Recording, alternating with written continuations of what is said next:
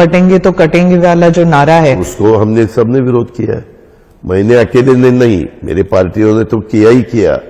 BJP के मुझे किसी ने बताया, पंकजा मुंडे ने भी विरोध किया, वो महाजन, ये एक स्टेट के चीफ मिनिस्टर आते हैं और वो बोल देते हैं बटेंगे कटेंगे, तुरंत हमने बताया कि ये उत्तर प्रदेश नहीं है, नॉर्थ में ये चलता हो। बटेंगे तो कटेंगे या वाक्याच्या अजित पवारांनी चिंधड्या उडवल्या। बटेंगे तो कटेंगे या वाक्याच्या पंकजा मुंडेंनी सुद्धा चिंधड्या उडवल्या। मला सांगा, आज तन्मय असेल किंवा चिन्मय असेल, परदेशात जातात, परदेशात गेले, केशव, माधव, सदाशिव वृद्धाश्रमात आहेत आणि ही लोक गप्पा अतिशहाणपणा आपल्याला शिकवतात। आणि बटेंगे तो कटेंगे आमच्या इकडचं वाक्य नाहीये, ते तुमच्या यूपी बिहार तिकडं, आमच्या इकडं इतिहास आहे। बचेंगे तो और भी लढेंगे, कारण आमचा इतिहास हा संघर्षाचा आहे, विष कालवण्याचा नाही किंवा विषारी लोकांच्या मतांचा सुद्धा नाही।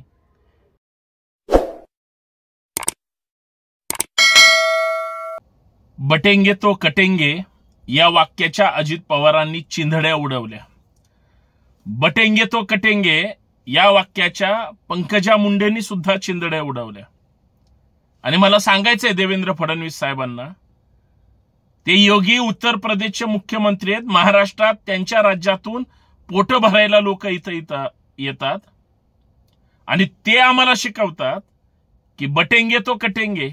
अरे तुमची लोक तुमच्या राज्यात नोकरी विना, रोजगाराविना, विकासाविना वंचित आहेत, त्यांना तुम्ही सेफ ठेवू शकत नाही आणि इकडे बटेंगे आणि कटेंगेच्या गप्पा मारता, कारण सत्तेपासून तुम्ही फार लांब जाणार आहात।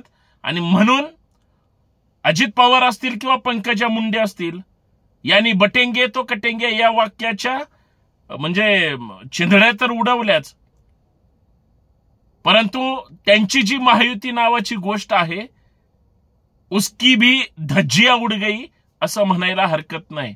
याचा अर्थ यांच्यामध्ये एक वाक्यता नाही असं म्हणायला हरकत नाही। बटेंगे तो कटेंगे हे कुणाच्या विरोधात आहे? एक आहे तो सेफ आहे, कुणाच्या विरोधात आहे? अरे सरकार तुमचं, राज्यकर्ते तुम्ही, आणि तुम्ही कुणाला घाबरताय? कुणाला कुणापासून घाबरवताय? भारत माझा देश आहे, सारे भारतीय माझे बांधव आहेत, या प्रार्थनेच्या चिंधड्या उडवण्याचं काम, अर्थात त्या प्रार्थनेचा अवमान करण्याचं काम कोण करतंय? आम्ही कालही एक होतो, आजही एक आहोत आणि उद्या सुद्धा एक राहू, हे अजित पवारांनी सांगितलंय, पंकजा मुंडेंनी सांगितलंय। त्याची कारण काय आहेत? अजित पवार काय म्हणाले? हे वाक्य बटेंगे तो कटेंगे आमच्याकडे चालत नाही, आम्ही सगळ्या जाती धर्माची लोक गुन्ह्या गोविंदाने राहतो। जे अजित दादा फडणवीस साहेब तुमचे होऊ शकत नाहीत, ते तुमच्या वाक्याचे किंवा महाराष्ट्राचे कसे काय होतील? तीच परिस्थिती पंकजा मुंडेंची सुद्धा आहे। एकाच पक्षात दोन विचारांच्या मत विभागण्या हे कशाचं घोतक आहे? फडणवीस साहेब तुम्हाला याचं उत्तर घ्यावं लागेल, द्यावं लागेल। मित्रांनो, याच मुद्द्यावर चर्चा करायची आहे। सर्वांना सप्रेम जय जिजाऊ। मी संतोष शिंदे, सर्वांना नमस्कार, जय जिजाऊ, जय शिवराय, जय महाराष्ट्र। महाराष्ट्रामध्ये विधानसभेच्या निवडणुकीच्या निमित्तानं विष कालवणे आणि धर्माधर्मात वाद लावणे हा प्रत्येक राज्यकर्त्यांचा स्थायी भाव आहे। काहीतरी बोलून आम्हाला मतं मिळाली पाहिजे या हव्यासापोटी कुठल्याही थराला आणि कुठल्याही टोकाला जाण्याची यांची तयारी असते। महाराष्ट्रात सगळ्यांना माहिती आहे की भाजपची आयडियोलॉजी काय आहे,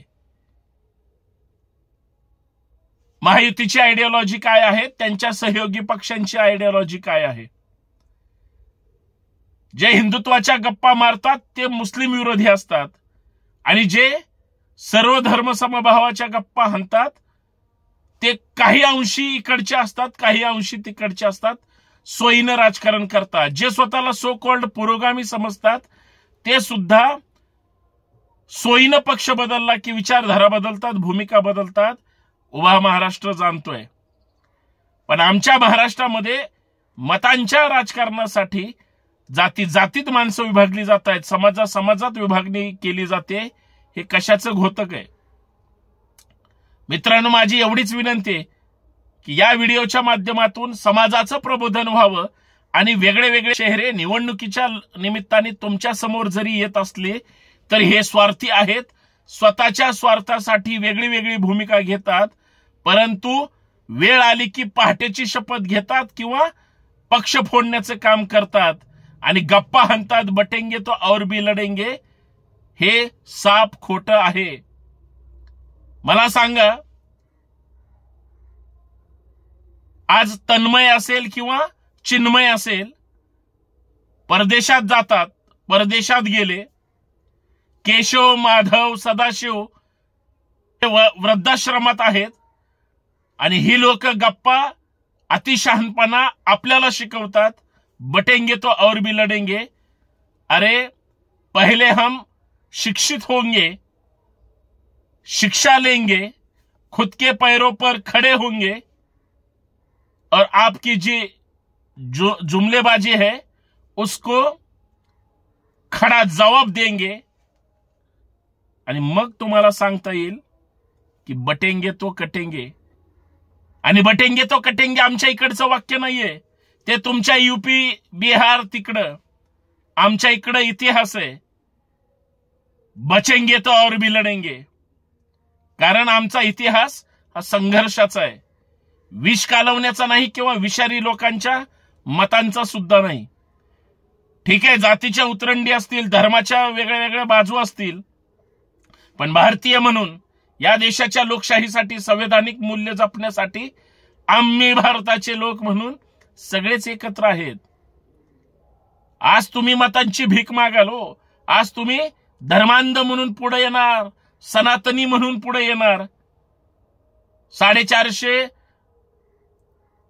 म्हणजे किती जातीत विभागलात ह्याला, याच्यापेक्षा 4-4.5 वर्ष तुम्ही हिंदुत्वाचं सांगणार आणि सो कॉल्ड तुमचे आमदार, तुमचे नेते मग सगळ्यांकडे जाऊन मुजरा करणार. तुमचे सरसंघचालक मस्जिदमध्ये जाऊन तिथं आमचा आणि तुमचा डीएनए एक म्हणून सांगणार. बटेंगे आणि कटेंगे कशाच्या गप्पा हाणता? जाऊन विचारा अजित पवारांना, पंकजा मुंडेंना किंवा मोहन भागवतांना. जर तुम्ही डीएनए एकत्र सांगत असाल, बटेंगे आणि कटेंगे वाक्य आमच्या महाराष्ट्रात लागू होत नाही हे सांगत असाल, तर मग तुमची करणी आणि कथनीमध्ये फरक कसं काय? अजित दादा सुद्धा जर बटेंगे आणि कटेंगे वाक्यावर त्यांच्या विरोधात असतील, तुमची विचार सत्तेसाठी जुळले कसे? दादा तुम्ही एकत्र आले कसे? दादानी स्वतःच्या चुलत्याचा पक्ष फोडला, स्वतः विभक्त झाले. बटेंगे आणि कटेंगे तुम्हाला का पटत नाही?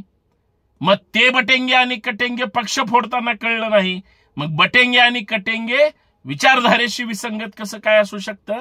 हा पण प्रश्न महाराष्ट्राला माहिती आहे. पंकजाताईंनी सुंदर विश्लेषण केलंय. होय, बटेंगे आणि कटेंगे आमच्यासाठी महत्वाचं नाही, कारण सगळ्या जाती धर्माची लोक एकत्र आली तरच यांना मतदान करतील, तरच ह्या निवडून येतील. तेच काय, तुम्ही आम्ही प्रत्येक जण एकत्र असू तरच निवडून येऊ, अन्यथा एका जातीचं मत नाही पुरत, 2 जातीचं पण मत नाही पुरत. मत ही सगळ्यांची एकत्र लागतात तर चालतं. म्हणून सगळ्यात मोठं बटेंगे आणि कटेंगेला भगदाड जर या वाक्याला कुठं पडलं असेल तर फडणवीस साहेब तुमच्या स्वकीयांनीच पाडलंय. बाकी तुम्हाला फाळण्या सगळ्याच करायच्यात. विस्तृत बोलेनच, परंतु अजित पवार बोलले, पंकजा मुंडे बोलले किंवा काही महिन्यापूर्वी मोहन भागवत एकत्र येत होते, ते बटेंगे तो कटेंगे ह्या वाक्याला खरं तर विरोधाभास करणार आहे, हे तेवढंच लक्षात ठेवलं पाहिजे. बाकी फडणवीस, त्यांची जनता, त्यांचे पदाधिकारी, कार्यकर्ते, भक्त, चेले चपाटे सगळे या वाक्याला कशा पद्धतीने घ्यायचं आता समजून घेतील. धन्यवाद. जय जाऊ, जय शिवराय. सत्य की जय हो.